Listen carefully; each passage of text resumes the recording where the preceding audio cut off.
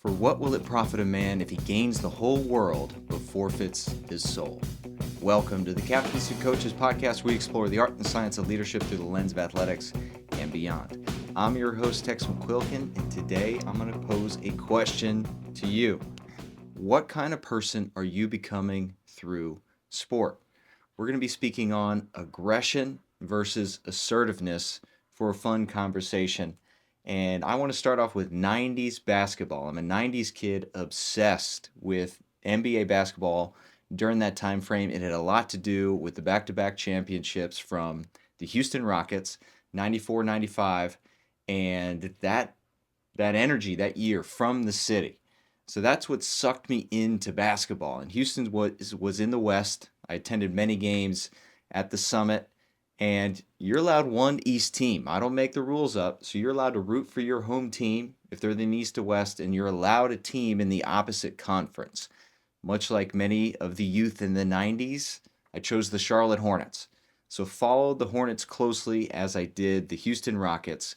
They had Bogues, Johnson, Mourning, and eventually that trio left, and they were all traded away.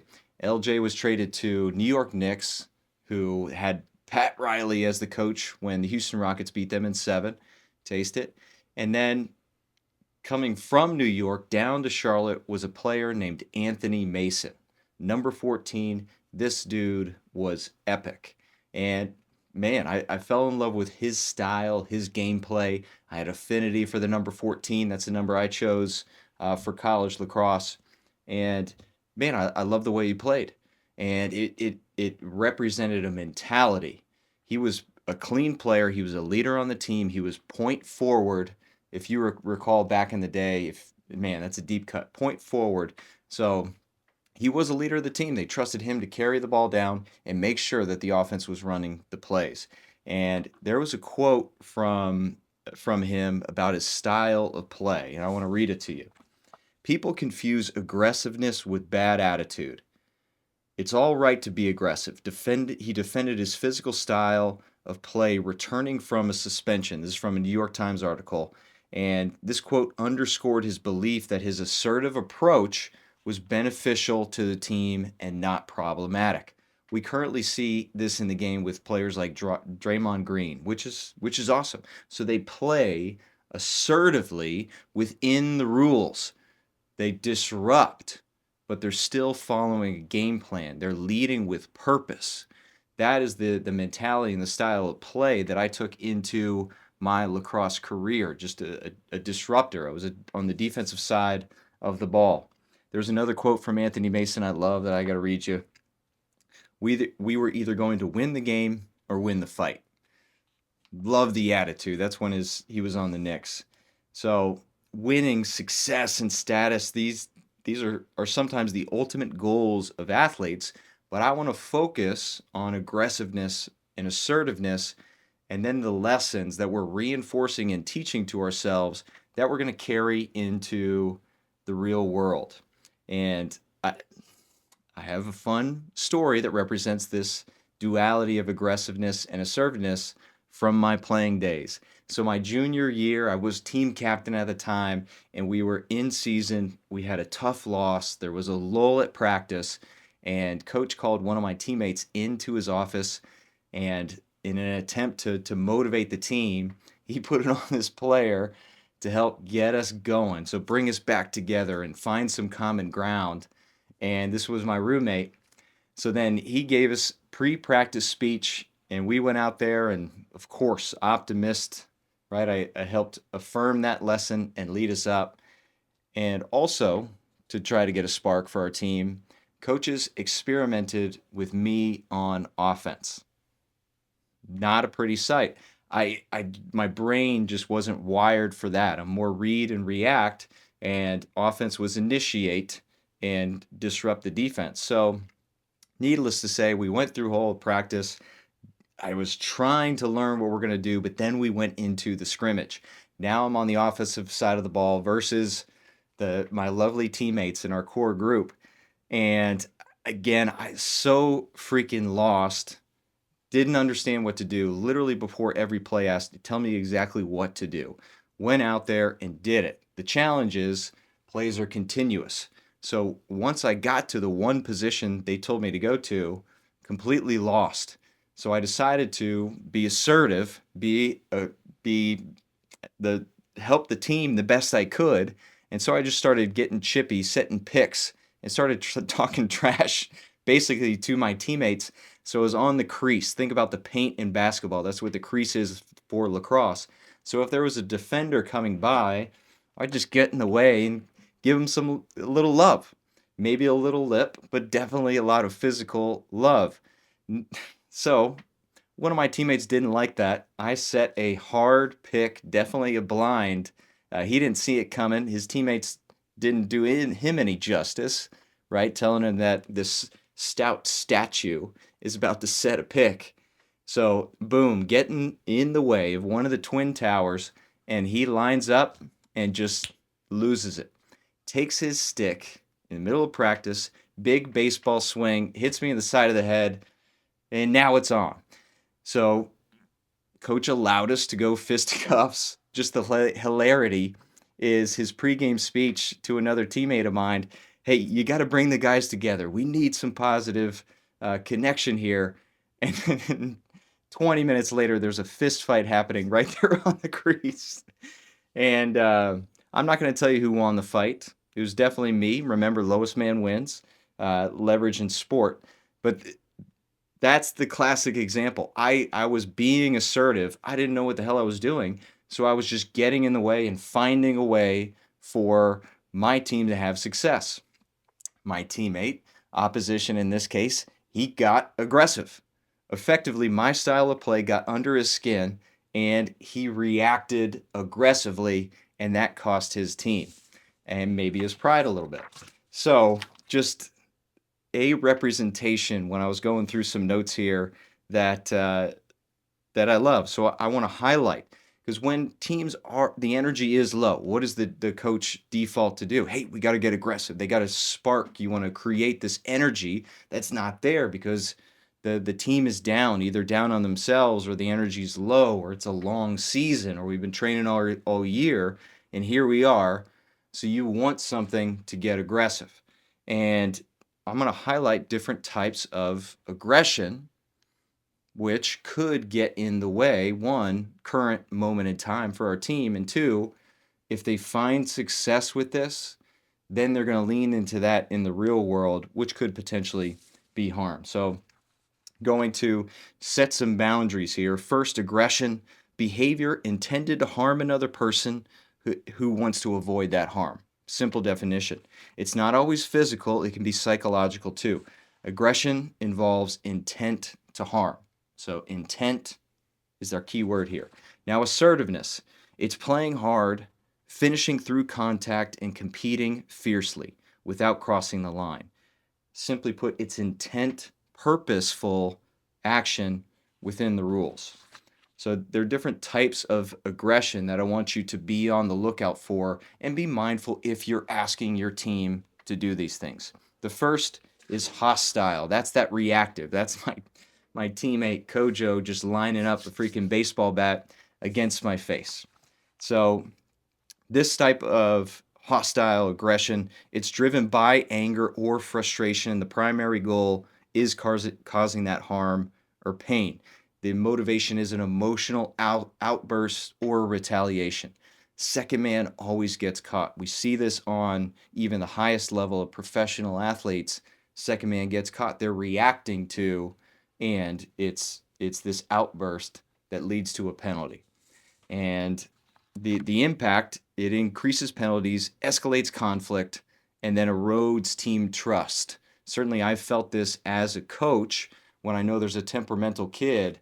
We're just waiting for that ticking time bomb. I need him out there because he's very aggressive, assertive player, and we're trying to claw back, or we're trying to win or suffocate the team.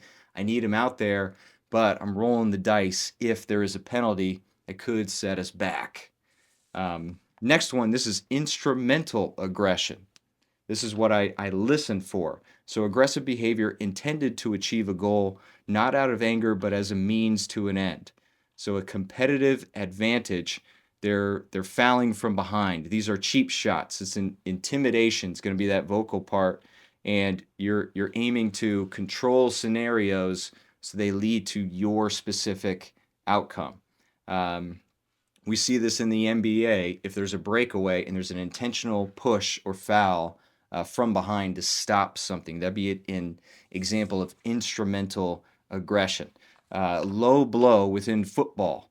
So now, if you're just about to get to the quarterback, or if you're a lineman who knows this is going to be a tough assignment, and you take the low shot just to take them out potentially long term, that's an example of that instrumental aggression. It's less reactive, it's more deliberate but strategic, and there's still intent to skirt the rules, to potentially do some harm there. So you're aiming to play or argue it's kept within the rules, but it could lead to a destructive outcome if it shifts. So how I would coach through that: play to compete, not punish, encouraging them to keep within the rules. Then we have a relational social aggression. So working with teenagers or college kids, you're going to see this all the time, where players use words, gestures, or exclusion to hurt someone's reputation, confidence, or social standing. Motivation there is control, insecurity, or social dominance. If I'm starting to see that within my own team, it's only going to lead to fractures and ruptures on the field during the highest levels of stress and competition. So I'm looking out for any cliques that are starting to form that are unhealthy or destructive. Think about how that can carry over into the real world. Examples: gossiping, spreading rumors within your team, silent treatment, exclusion from teammates, and then publicly mocking them. This could be on social media. It could be out in on campus somewhere, and there's other people that are not within our locker room that are hearing this speech. No bueno. So how I would aim to combat that would impact to certainly damage team cohesion and trust long term. How I would aim to combat that through coaching is building each other up, and then modeling how they can build each other up, and then almost forcing a rep, telling them, give their athlete a compliment, or what do you like about them? What did they do well last game? Or do you remember when they did this for you? And give examples and have them say that and express gratitude or appreciation for their teammates. Okay, so highlighted some different motivations, some different potential outcomes, and I encourage you to think about your athletic career or coaching when you saw these things pop up and either they were not addressed or you addressed them. What was the outcome? Successful, not successful, and did there have any ripple effects for your team? Okay, now I want to get into the types of assertiveness. So giving you coaching examples of how I redirect aggression into assertiveness, because I want that energy, I want that intent, I want that impact, but I want to lead with purpose that's going to benefit not only the team, but also their character and who they become after sport. And helping them lead, if they do see aggressiveness in the workspace, they're able to stand up against it versus almost being a part of it by not saying anything. Okay, so types of assertiveness that I want to highlight and reward if I see it. It's emotional control, it's confidence, and it's commitment to our team, never hostility. So 3 main types. Number 1, physical assertiveness. So they are playing with strength, power, and intensity while respecting their opponent and the rules. Think about that Anthony Mason example. It was always within the rules. It was just very purposeful, aggressive in the sense that there was intent and some purpose behind it. So driving through contact on basketball or lacrosse without being the fouler on the offensive side of things. You're finishing your blocks in football you're playing through the whistle on lacrosse. You're hustling and diving for loose balls, whether that's basketball, lacrosse, and you're maintaining your position and even standing up for your teammates. So if there is a foul against the quarterback, I'm not mad if the offensive line then gets in the face, but watch where the hands go and go from there. So you're still being physically assertive and showing the team the confidence, the opponent, the confidence that you do have, but we're not crossing any lines here. Yeah, in lacrosse, I even had a dude, or my goalie, freaking all conference amazing. And yeah, there was a player that not intentionally going to score, but dove headfirst through the crease like he was going to tackle our goalie. So it takes him out. That's a huge risk for our team to win. So then defense was able to rally around that and yeah, and set the tone. Needless to say, we won that game. So that's physical. We want to play hard, not reckless. Okay, next is verbal assertiveness, and this is very important for leaders to lead with their voice as well. So you're communicating clearly, confidently, and respectfully, even in high pressure moments. Examples: calling for the ball or directing teammates on where to go. I needed that on the offensive side of the ball when I was given that a shot, right? In defense, in lacrosse and football, communication is the foundation and the base.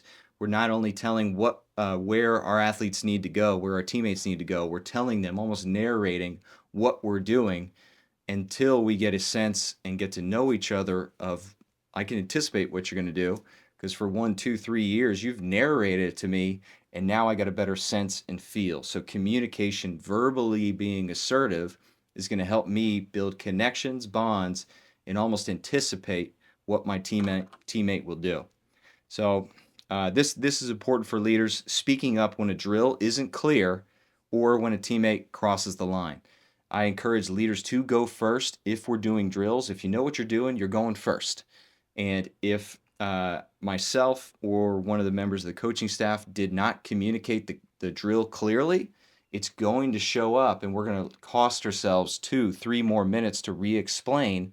So I need my captains, my leaders, to be verbally assertive so they can tell us, coach, that doesn't make any sense, or they step up and almost make it more understandable for the younger athletes and make sure that they're dialed in on point. And then important, when an athlete does cross the line, they need to let them know. Usually with younger athletes, they don't know what they don't know. They don't know if they're doing something wrong or out of bounds, or example is walking on the field.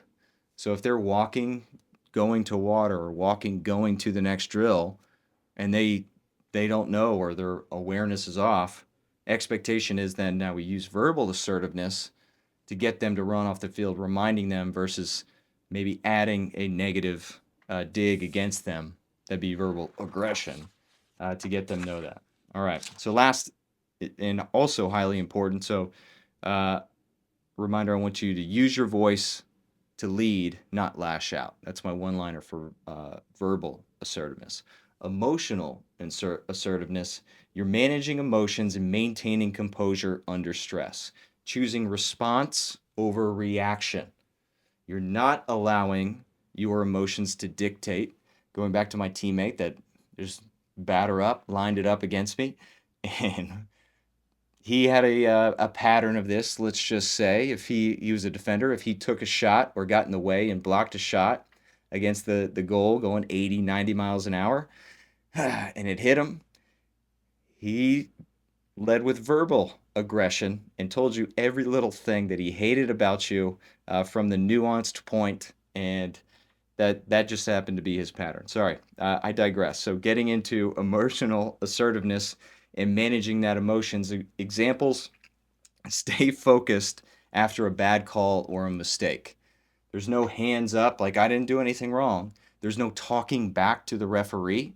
That's a huge pet peeve because that's going to distract the referee from the the next play. It's going to lean into their bias, and guess what coach has to do? Coach has to correct that behavior, tell the athletes to be quiet versus themselves stepping in and communicating to the ref. So if our athletes are not, if they're emotionally aggressive, especially for bad calls, it takes away from our coaches then stepping in, communicating to the refs, and figuring things out. So then aiming to focus after a bad call and mistake, responding to trash talk or aggression with poise. One of my favorite things is good teams answer.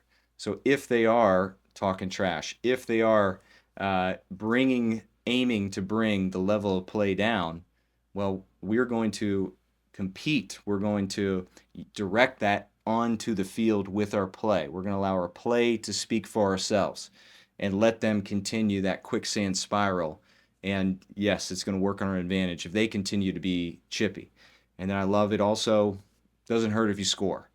So that's a good one. And then what I've learned to lean into is gaining control of your body. So if we're up here in that 10-8, 10-9-8 anger range, we're thinking with our limbic brain, which is fight, flight, freeze.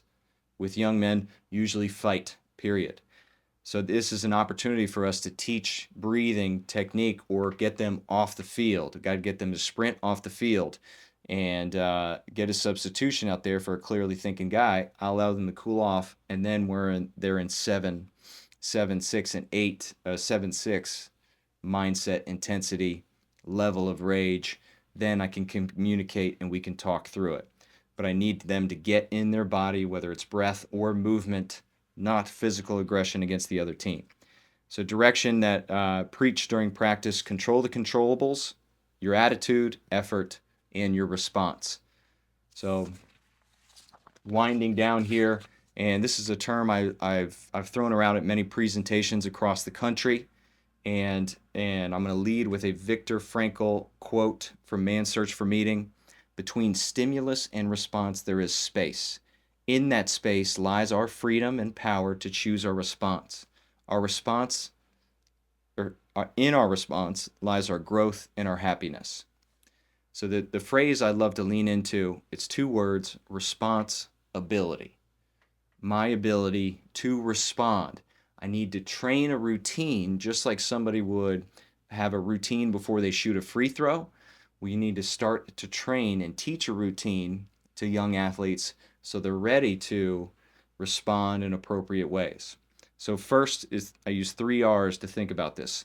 And your trigger, your response, I need you to feel it. I don't want to act on it. I just want to feel it. So pause and choose your response. Take that moment that Frankl talks about and breathe into it. From there, you're going to relax. Remember, I need you from 10, 9, 8 energy into our middle brain, which is that 7, 6, 5, and we're going to relax, control a physiological state, and then we're going to refocus. We're shifting our attention back to the new task, the next play. And I need you to act assertively with purpose and intention that's going to benefit the team and yourself. I accomplish this through conditioning. Sure, am I measuring the VO2 max of my athletes during conditioning? I don't have those resources. Am I measuring the distances covered with a catapult? No, I don't have those resources. What do I have, coach's eye? Just a piece of paper to progress and make times for our athletes, and then the experience. So I'm watching body language. I'm seeing how they respond to adversity, seeing how they respond and where each individual goes when the going gets tough. So I'm trying to find these hot buttons. What happens if I then give them coaching cues and directions or tasks and assignment mid-conditioning when the heart rate is high and the logic is low? Where do they go? That's our opportunity.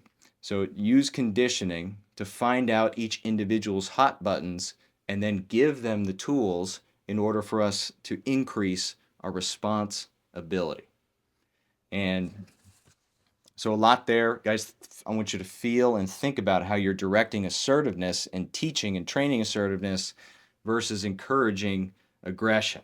And man, I could go on for days. I mean, nearing 17-year career coaching and been in offices, been in many different locker rooms, all different arenas, connecting with people that have less than optimal aggressive skills towards their team members or the leadership that's aiming to help them.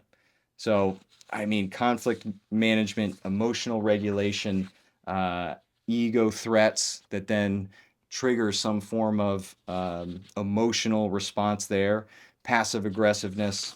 I mean, the list goes on. And just last week, Dr. Brian Mann from Texas A&M, he teaches strength and conditioning for them. He asked an athlete to reach out to me, give him some career advice, and I gave him 60 minutes worth, but one piece is one consistent piece that I give whenever a young coach reaches out to me, and that is connected to owning your emotions. If there is a circle where people start to speak negatively about others, that's not a group you want to hang around for the long run as a coach. So try to try to not feed into that emotional, hostile, uh, just verbal baggage that people are trying to protect themselves with. Don't feed into that, because as soon as you leave that group, they're going to direct that aggression or jealousy or whatever it may be that's feeding that in your direction. So that is yeah, that relational social aggression, you want to avoid it. If there's hostile aggression, if one of your team members is given an instruction and they start to uh, be hostile against the leadership, that's also someone you don't want to work with, because they're not acting with purpose and intent. They're acting with selfishness in some way, shape, or form. So listen for that. And probably one of the worst ones to avoid is passive aggressiveness, where they're wearing some mask in front of your face, and then you catch wind of how they're treating or speaking about you or another in the back channels. So my guidance for that coach is avoid those conversations at all cost. If walk away from them if they start to speak about you or your friend, practice being assertive. Stop them right there, and aim to practice your assertive leadership, because that's a sense that they know they're wrong. They're trying to overcome whatever they feel upset about themselves or down about themselves, and trying to overplay some hand by being this ultra aggressive individual. But kick the stool out from under them, ask them questions of why they think that, and challenge every way. So that would be very assertive form of leadership that I encourage all of you out there to take. So understanding aggression versus being assertive, and what am I coaching? What am I empowering my athletes? What am I reinforcing or rewarding these behaviors? Because they're going to get reinforced and think, okay, as soon as sports are over and they're out there in the real world, they think, okay, well, leadership, authority, they rewarded me when I did this. Now they're in an office, though. It doesn't translate. So aim as a coach or leader within your own team to, I mean, define, model, shape, reinforce exactly what your expectations are as a leader. All right, that does it for today's show. If you have some time, there's a documentary on Anthony Mason on YouTube, worth the watch to see his rise leading up to making the team for Coach Pat Riley, who I'm a big fan of. I think I model my hair after Slick. So that's it for these notes. I'll hand them off. Sign up for our newsletter. Head to captainsandcoaches.com. Newsletter sign up form will pop out right there. I follow up and give away all the notes, so I want you to apply these so you can empower your athletes and help raise their game. Thank you.